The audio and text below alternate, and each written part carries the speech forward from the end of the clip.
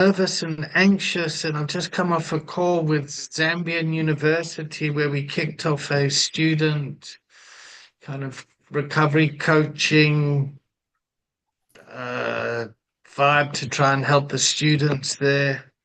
Okay. Um, and yeah, the Zambian culture is so it's just like dancing with things like internet speed and and there was a whole lot of old South African people that were there. Yeah. And I was like, okay, guys, we need to like focus on what the students are gonna need and listen to them. And I can like, the old white guys are very excited, yeah, and helpful, but it's like, can you just kind of keep quiet and let's support and actually listen to what the students want? Yeah.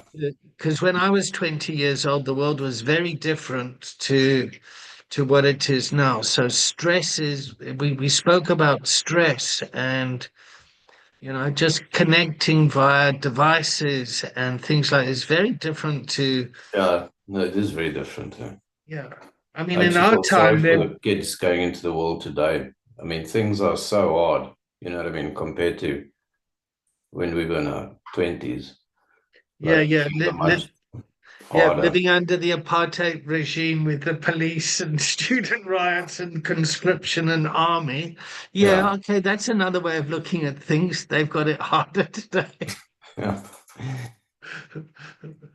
Well, so it's more like finances wise and, just the cost of things, you know, especially compared to, yeah. Well, both had its ups and pros and cons. Yeah. So, how are you checking in? Yeah, I'm all right. I'm just a bit overloaded.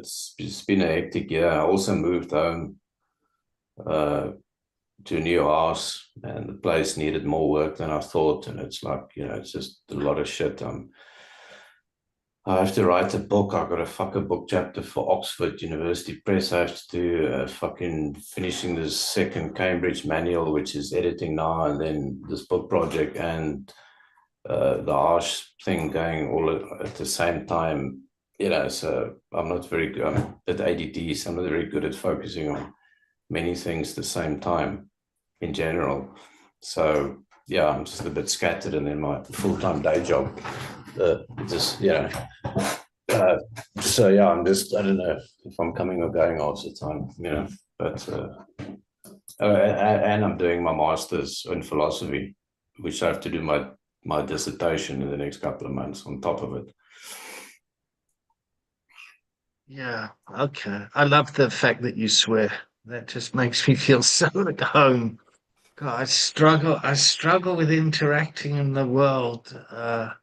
I got so much inside me, and then just to get it out, it's like fuck that, Yeah, and it triggers people. yeah, So I know.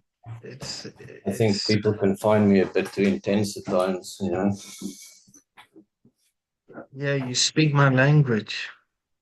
All right, so I'd love to support you in coming up with some sort of curriculum or something around philosophy and recovery. And I loved our little conversation last week. I'm not sure if that's something you want to do. I can guarantee you there's no money. And I would like to change that one day. And yeah, I've been trying this for 25 years. I'll let you know if I get it right. But Yeah, the world is certainly a better place in terms of addiction than it was 28 years ago or whenever it was when we came around. So yeah, yeah. Well, yeah. I mean, I'd be interested to explore that just from as far as projects go and my sort of time management. Like I said, I'm a bit overwhelmed with things, particularly with the masters that I just need to get finished and get that off my back because like a just constant weight, which I'm struggling to find time for. So I'm quite focused the next couple of months just to get some of the writing stuff out of the way so I can free up some space for my work and also, sideline projects. So that could be a nice sort of the philosophy and recovery thing, a sort of sideline thing, because my master's dissertation is actually about that as well. So I'll have more writing about it. So I'd be keen to do that. I think just now for the next couple of months, doing anything that isn't outside my work for Utah State will be problematic because I'm struggling to fit that in. So how can we support you in your master's and dissertation so it becomes something that's the people can kind of feed off of, as opposed to something that sits in the shelf and gets dust? Yeah. Well, I think once it's written, I don't know if you saw that article that I sent you last week. You see Yeah, it? I did. I did. Yeah. I didn't Yeah. get a chance to read it though, but I Yeah. did No, see it, and I it's thought, fine. this is great. Yeah, but that's sort of the but basically that's like a nearly as let me just move this parrot outside. I think it's making a noise on the mic.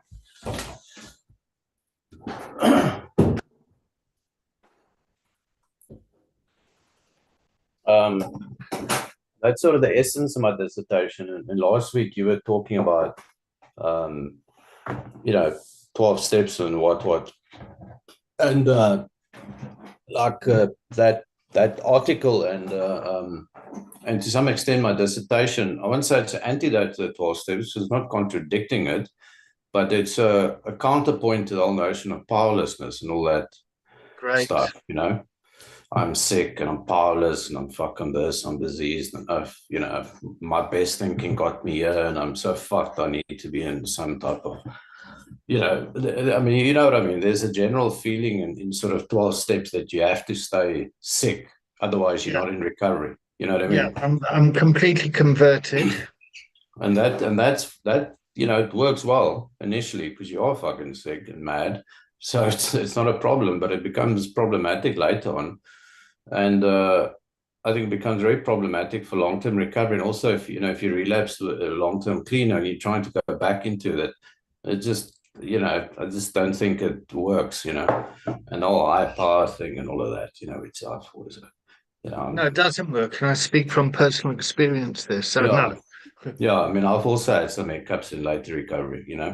Um, and to some extent, that article I wrote, because I had to find something that works for me, in a personal level, that's not like soft cock stuff, powerlessness, and like, oh, I'm so weak or whatever.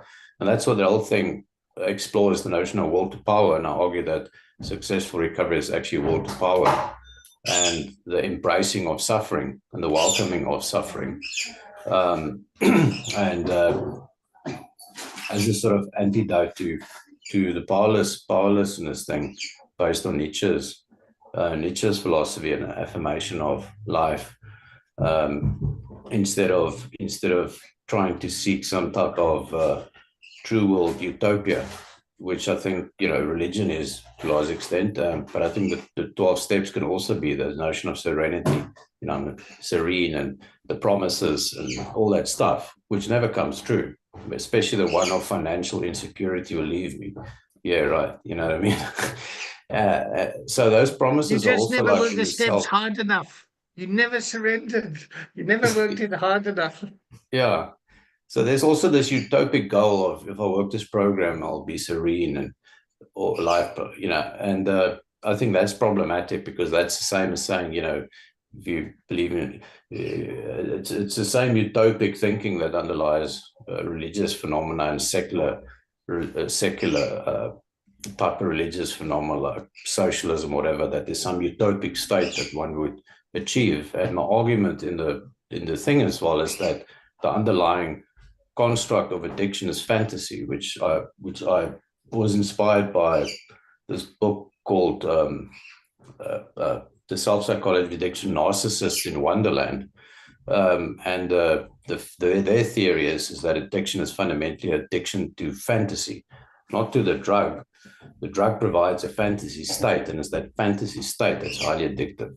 And any heroin addict can attest to that it's like William Burroughs said, junk is not a kick, it's a way of life. And it's that way of life that fantasy or that surrounds all of it, that's so addictive that pulls you back, not necessarily the pharmacology of the drug. So I'll basically argue that successful recovery is actually relinquishing this fantasy of utopia. And if you live in the real world, then if you relinquish your fantasy, what's left? What's left is the suffering and tragedy of existence, if you're actually in the real world, So how do you make sense of that? How do you cope with that? So that would be very helpful for me personally.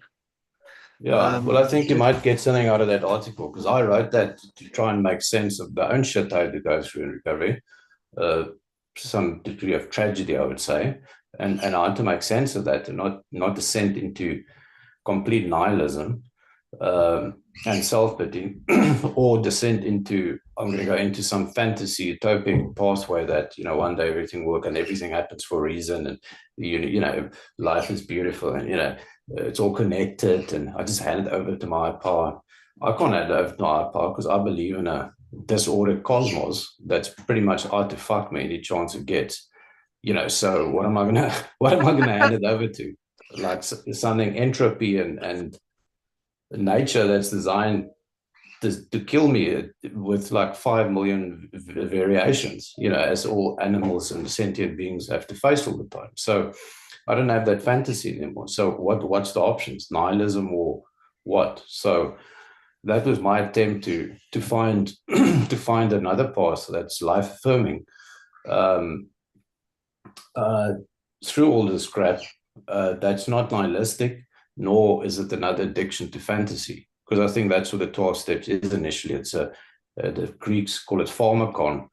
That could be a cure or poison. So the 12 steps, to a large extent, is another fantasy-based addiction that replaces the fantasy state of the wonderland of addiction. That's why it works so well, because it's a substitute. But sooner or later, that fantasy is going to wear thin, and that's where oaks end up blowing their brains out in late recovery, which happens quite often, or goes mad or relapses and completely fucks off. But that fantasy stops working like any drug. And then what's left, What would be helpful for you? How could I really want to be helpful, just because it's so helpful for me. I find talking about this sort of stuff very stimulating. It's like listening to you. It's like you're on Joe Rogan and you're being interviewed. It's like I'm listening to you, like, yeah. Yeah. Well, I'd like to do something with it once I get a bit of time, because I'm writing a chapter for Oxford Handbook that's about philosophy as a way of life and psychotherapy that ties into my addiction, and it's the whole notion going back to the Greeks, the Stoics, Epicureans, skeptics about. So do I have to wait until you've written the book? Well, I'll probably have to. I'll probably have to finish the dissertation first for anybody to be able to read it. Although that article is quite a good summary, but then I do want to do some more, like sort of real world stuff with it, because I think it can be quite helpful for people, because I can only really get into stuff that ultimately I think is helpful. Otherwise it doesn't. Not that I'm some type of saint or whatever. You know what I mean? The furthest thing. Would you like to do a guest lecture? Sorry? Would you like to do a guest lecture? Yeah, I can do that at some stage. I'd love you to do that.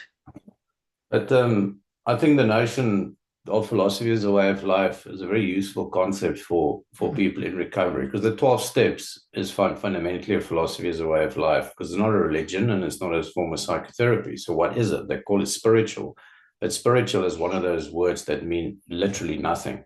It's a completely meaningless word.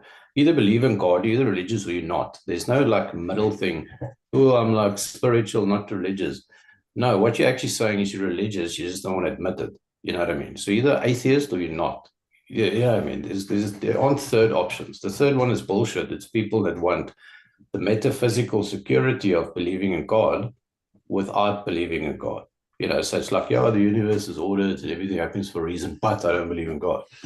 How does that work? Who the fuck orders it then? You know, who is this? You know, so it's just a form of delusion, really. Um, so um, yeah, so I think that concept provides a nice framework for people that want to live a philosophically oriented life, not in the sense of academic philosophy, but a thinking person that wants to explore various things and ideas about the world, but doesn't want to descend into like New Age spirituality or religion or some utopic fantasy, which is pretty much the only options available for most people. You know, particularly in recovery, people become spiritual and they explore all sorts of things. But what are the things they explore, and what are the things that becomes the higher power? Because that's really a philosophical pursuit. Step three, and it normally descends into some type of new age bullshit. You know, my higher power is cosmic energy or whatever. um, and or some religious concept or I think you're a some. bit jaded with the 12 steps. Sorry. I think you're a bit jaded with the 12 steps. No, I'm actually not. I'm a big proponent of the 12 steps. It's just I'm just looking at it critically from a later lens. I've never written a single disparaging word in my life about the 12 steps, and I never will. Firstly, because it's free, so I'm never going to knock anything that's free. It's like somebody giving me a free meal, and then I complain, well, it's not as good as that Michelin restaurant. You can't do that. So I'll never publicly knock it. But there needs to be, my only critique is that there needs to be other options alongside that, or part of that, for people that don't fit into that type of thing. The multiple That don't, pathways.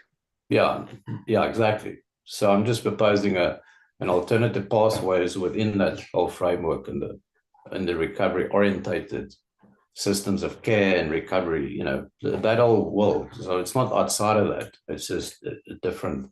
And for people in late recovery, it becomes disillusion, the fantasy, which there's a lot of, and that, you know. But anyway, I'm digressing. Um, uh, but yeah, what I was saying as well. Do you think it's any form of collaboration with that Utah thing that we're doing, that recovery resilience course that's based on the Cambridge book? Yeah, Um, sure. What does a collaboration look like? well, I'm just thinking because that's my job. So there's no money in for me. It's not a money thing for me personally, but yeah, part of my current job is to try and get that sort of course out there and try and monetize it as well. So I need to basically that's literally like part of my job description. So I have to definitely, I am spending quite a bit of time at the moment trying to do that. Either doing it as an EAP program or selling it to outpatient programs or whatever, but just getting some momentum. So maybe there's some collaboration with you guys that's not necessarily about making huge money or whatever, but at least getting the work out there, getting the word out there. So that I'm quite, I'm apart from the philosophy thing. I'm very happy to support in any way I can. What are the practical things around it? Yeah. Well, the well, at the moment, there's two things. There's the actual program, which is basically a relapse prevention program primarily, and then there's the actual online course that the Put the university links in the offers. chat. I'll send you the link quickly. Uh,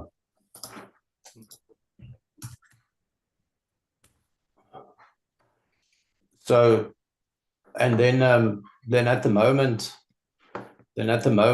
this is the one for individuals in recovery, and at the moment this is based on a book that was published last year, Building Recovery Resilience by Cambridge, and at the moment we're doing the facilitator's guide for that workbook, because this is basically a workbook. And so it's so it's got like blank stuff. It's typical like addiction workbook. I mean, I've worked with those things so many times. So I really designed it in a way that it's user friendly for somebody in recovery. They can just buy it and work through it themselves. But it follows a sort of a 6-step or 6-session program, and then the facilitators. Let me just copy this if you. Oh fuck! This chat thing has got that annoying thing where you can't copy paste stuff in Zoom. Maybe I need to What's it called? Building Resilience Recovery. Oh, there you go. Okay. Yeah, there's the link. And then the second thing is the actual course offered through the university, which is on the Canva system. So it's basically like taking a little university course, and then I'm the course facilitator, I give feedback and stuff like that. So it's sort of the equivalent of taking a little online course for a couple of weeks. We've got assignments and stuff like that, and participation, and it's fairly well designed as far as sort of courses go, because we've got the university infrastructure, and then you basically work through the book. So that's basically the two things: the actual program itself as a model, and then the actual course which people sign up for. So at the moment, my main priority is trying to promote the actual course, that there's a bit of money going in the institute, but also that the word gets out there, because I think post the link to the. Is that it? The iSystems.learn. Is that the link to the Canva? What's it called? If you click on that, it will go to the sort of landing page for the course. Gives a little bit of information. Okay, sign in to enroll. Yeah. Utah State, create an account. Student.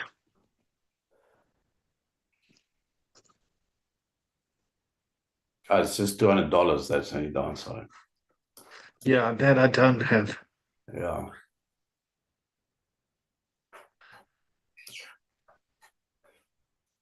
But I think we need to drop the price. It's a bit prohibitive for people other places in the world. Yeah. Anyway, to cut a long story short, that is something that I'm quite focused on, because that is something that I basically have to do for the institute. Okay. So just for you.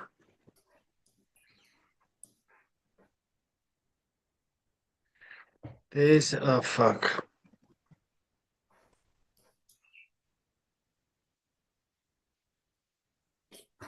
And then the third element of that is we're looking at selling selling the rights to the course or something like that, as people would do like an EAP program, or like an outpatient program that sort of buys the program like from a bigger company, and then I don't know what agreements are with that type of thing, or link it up to somebody's existing program, and then people have the option to do that as part of some offering. So nobody really pays anybody. It's just that it's part of an existing thing for somebody else. But the benefit for them would be is that it's a university. The program is developed at the university. I was obviously the lead developer, and it's based on a Cambridge University Press publication, which both on paper sounds good. Whether the thing is any good or not, that's a different story. I think it's good, but that's for other people to decide. But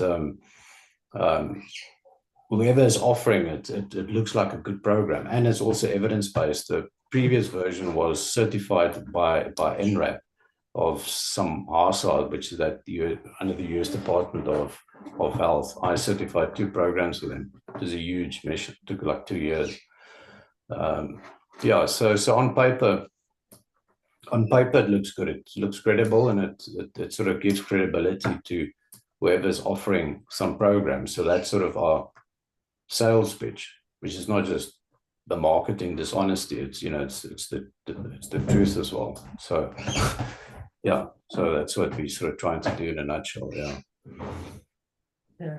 So our program, I've just started giving it away. It sits on Teachable. And there's 2 components. There's a recovery coaching one, and then there's a recovery wellness one, which is the same program that we give our patients at the clinic. And I think your stuff could certainly plug something in, could plug in somewhere. Yeah.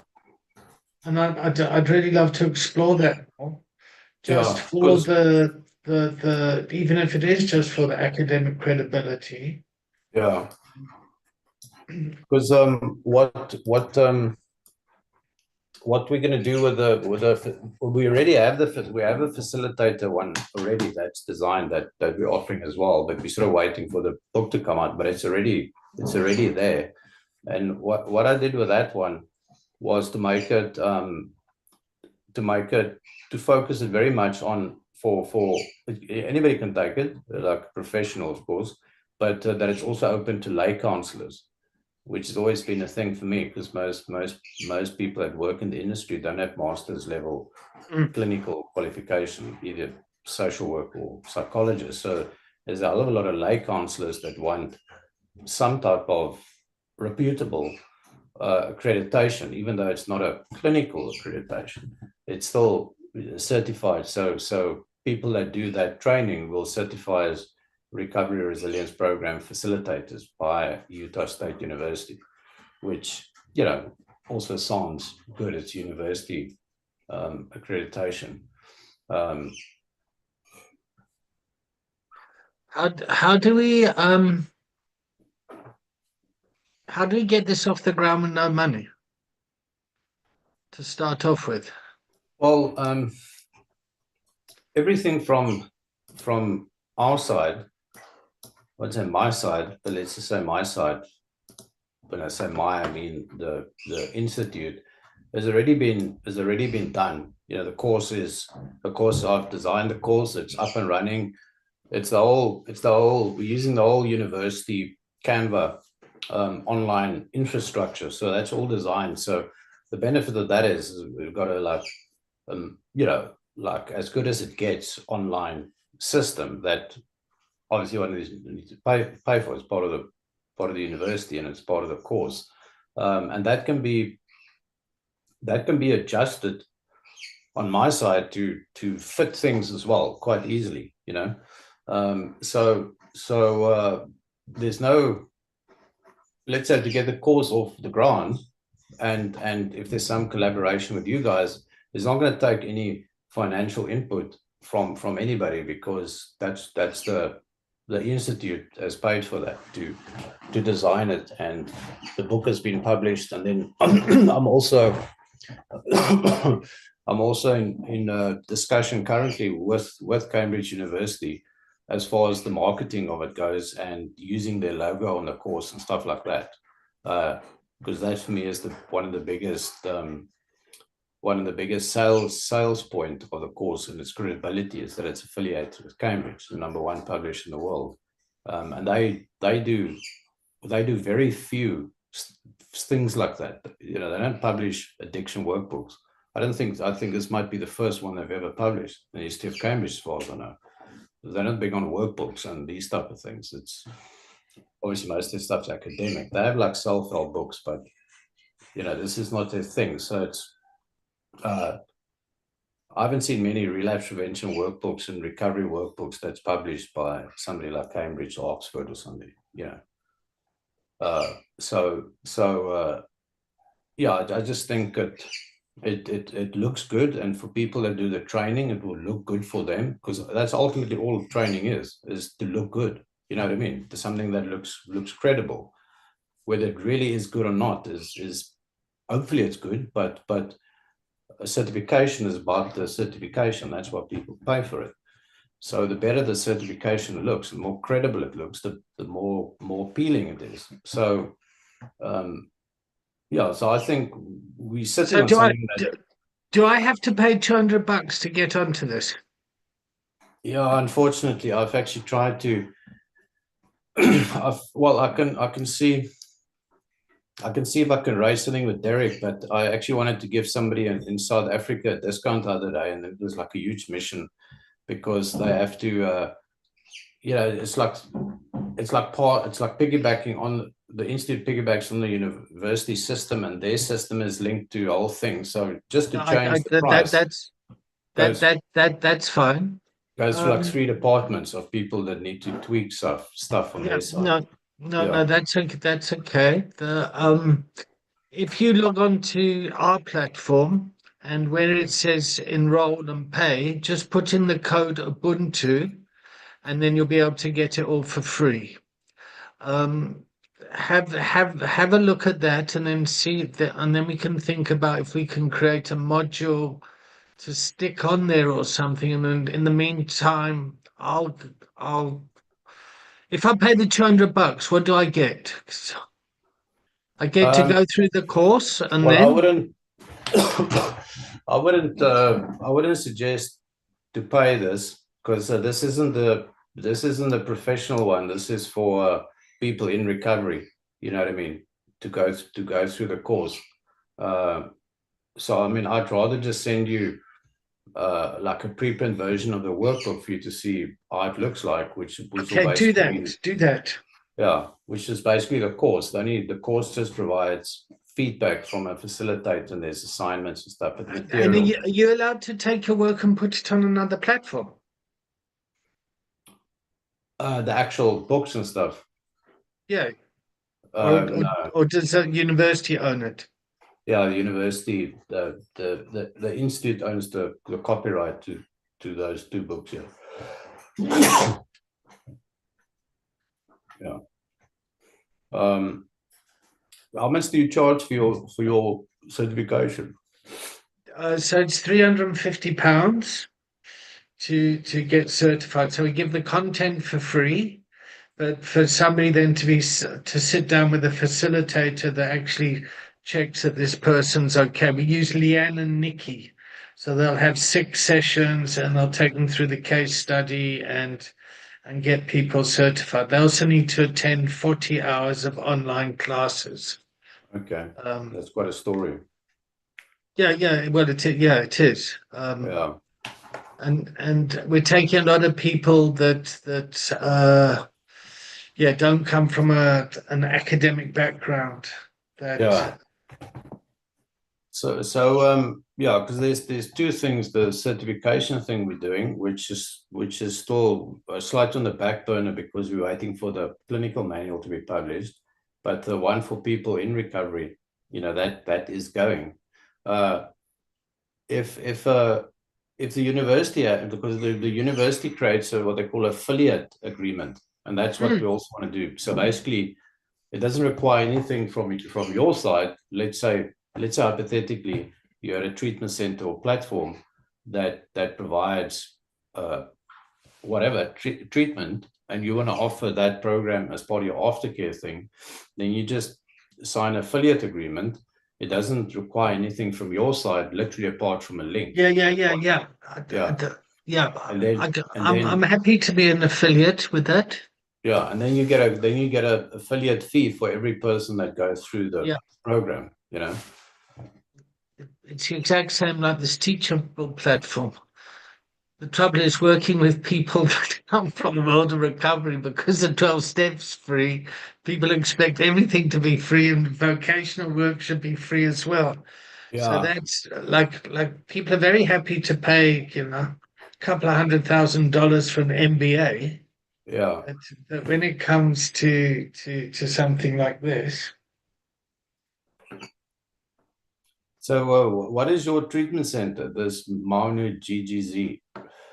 So that's the Dutch lot that we're just waiting for registration to finish there. So Dutch insurance companies will pay for the outpatient stuff. Okay. Um, but yeah, but that's um, and we're basically delivering our recovery wellness program in the Netherlands. Well, wherever Yeah. we deliver, it's the same program. And to put it in clinical terms quickly, it sits in the biopsychosocial model, and we go with a person on their journey. Yep. So we don't measure whether people have got clean time or things like that. We measure people staying engaged with us as success. People will come to the physical treatment is just a tiny component of the recovery process. We work with people at prehab, yep, and post-hab. We work systemically, working with the family members, and so that's our kind of approach. And then we do have the African more of a kind of an African-centric approach to it, I like to think, which is more kind of the spirit of Ubuntu. Yeah, if we can get our heads around that, as opposed to that kind of westernized, 12 steps, smart recovery, you Yeah. know, yeah, recovery-based systems, okay, that American Yeah. language, that sort of with I really want to kind of try and do our kind of this is actually how we do it in Africa. And the Yeah. way that we do that is we talk with symbols. Yeah, we use 5 symbols, how to have a conversation, which is listening, the continuums, which is glasses, to see how people are moving, how they're going, where they are. And I mean, it can be mapped back to Western clinical approaches, but it's designed in a way that is isn't English centric in terms of the language, so it can be translated into any language quite easily. Yeah, and once people leave treatment, they go back to the communities that caused the problem in the first place. So Yeah. it's actually like, what kind of community can we give them, especially if people don't want to do the 12-step stuff. Yeah. Yeah, and the and but I mean, all this stuff already. So Yeah. And that, also that 12 steps just doesn't work in the black communities. For some reason. Whatever that reason is. Yeah. so Okay. yeah. So that's what our kind of approach is. Um, and then taking that to the Netherlands. And the reason we like the Netherlands is because the insurance company is the insurance companies have and the way the Dutch mental health system work is, first of all, systemically, I think it's very ethical. Yeah. There's a combination between each citizen having to take responsibility for their part of the healthcare, for the healthcare industry to provide it, and whereas in the UK it's all based on national health trusts. Yeah. And in Ireland, it's still very much in the kind of the Catholic Church.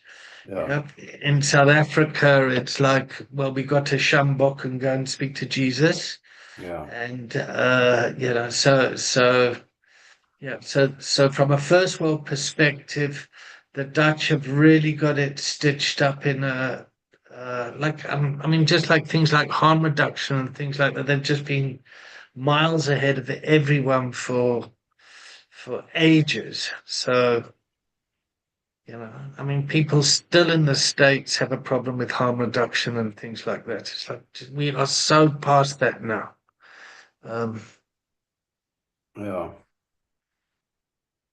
so, what's the vibe like in Utah? Utah's quite isn't that where the Mormons come from? Yeah. Yeah. It's like heavy Mormon. I don't go there much. I've been there twice. So I don't know much about the culture as such because I haven't spent enough time there, but I really like the geography, let's put it that way. Like it's a nice, very nice place. But They got all the nice people I work, mountains. yeah, nice mountains. But yeah, some cool people there. People I work with all Mormon. But yeah, they're right. Decent people. Yeah. It's not my cup of tea, the religion, obviously, but decent people, yeah.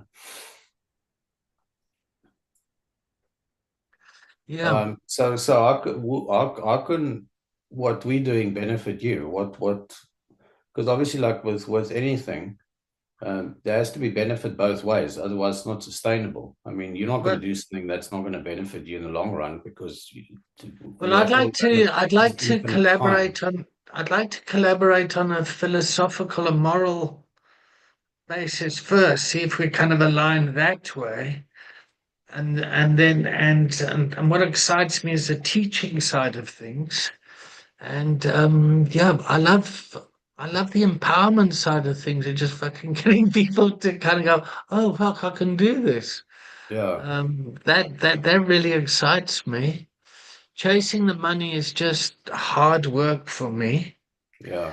Um, but it needs to be done for other people that work with me. Yeah, no, it needs to I mean, happen, otherwise it's they not. should be paid fairly and equitably, and their value should be honored and respected. And but it's a Yeah. difficult dance.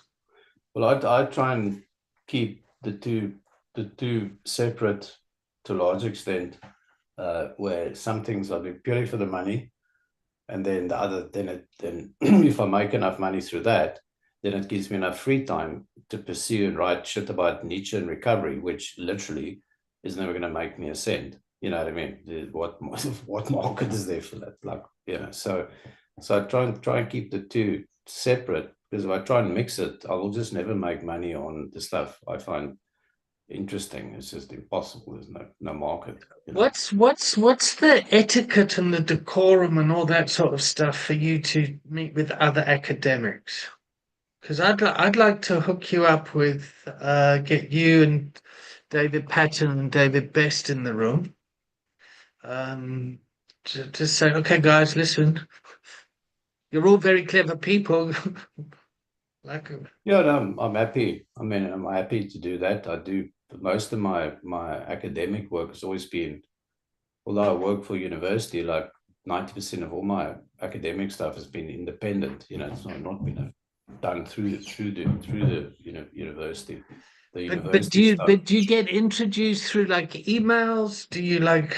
I mean, do I create a WhatsApp group and say, "Yo, clever people, come, let's talk"? What's the? Yeah. I suppose just an email introduction. So, you know, like you guys to have a chat. Can we set something up? And then you can respond if people are interested. Are you available on a Thursday from 1 till 2 UK time? So it'll be 3 to 4 or 2 to 3 on a Thursday. This, When not this this, Thursday, but I meet every Thursday on that at that time. um, uh, I normally have a appointment at 3 o'clock on Thursdays.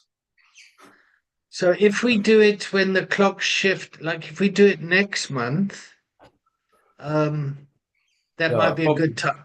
it'd probably be a bit better just after next month because for now this week until mid May, I've got the copy editing of the Cambridge book happening for like a month block, which will be Yeah. completely like crazy as far as scheduling goes. So I think mid next month I'll have a bit of free time to do something consistently. Okay. All right. Well, I'll add your email address to it, and then you can drop in at any time. Yeah, And yeah, did I send you an invite to our platform? sure. No, I Yeah, think I did. I can't remember. Let me just. yeah. Well, do you think this Utah State course? Because I'd like you to have a look at the actual course because I think not the course, the actual program. Because I think you might find it interesting. It's based on a methodology, but I've obviously written it in a way that ties in with the sort of strength-based approach. So it's a very strength-based and resilience-orientated approach to this whole thing, which I think might resonate with you. The actual approach itself. I'd love to have a look at it. Yeah. But what is there benefit for you with the course we do? I'm talking purely this course. Is there benefit for you to be an affiliate, become an affiliate of that? Will it benefit your organization? Will it benefit you? Definitely. Definitely. If the course sells and we're an affiliate and we can promote it, and yep, and we get a little bit of income from it, the income from that I'll put into our school to support students. Okay. So I'm more than happy to be an affiliate. Yeah, because I would like that. I would like that. Yeah, because from your side it would require nothing except you offer it in More than whatever happy. It's entirely up to you how you offer it, where you offer it, and all it requires from you is having basically a link, whether that's part of Send me the affiliate link. Send me the affiliate link, and then I'll look at well, we it don't from have there. such affiliate link as such. We'll probably have to create one, or it would be it would probably be two things, because the actual course, the whole thing is designed on our side. So all it requires of you is basically just a click of a button as part of your thing. And as soon as somebody comes from your platform through there, you get a cut. And if it's, let's say, $20 and it's a 25% cut, I don't know what the affiliate agreement is, then it's automatic payment to you. That's fine. I'm more than happy to do that. Yeah. I'm just a bit pushed for time now. Okay. Can you just send me an email with the paperwork and stuff that I need to do? Yeah, I'll just have to check with Derek how that works. And if we want to have another meeting, I've got you slotted in for next week this time. If you can make it, let's maybe meet next week. Let me just focus on the course for a bit and see around the affiliate thing, because I'm obviously biased and vested ulterior motive to make the course work. Obviously, I mean, no, it's fine. I want it to work. But at the same time, I also want to make it work for you and see how that can. Not because I'm a nice guy. It's because if it doesn't work for you, why would you do it? And it's not sustainable. So for both our sakes, if it works for both of us, because not for me personally, it's for the institutes. I don't make a cent, but it benefits me in the long run to show them that the course can actually work. You know what I mean? As far as monetization, but I want to make sure that it works for you, because otherwise it's just not sustainable in the long run. You know. Oh, Guy, I'm going to have to jump. I'm sorry, mate. Okay. Cool. Let's meet next week. Bring your bird. Okay, cool. Thanks, man. Bye. Chat soon. Okay.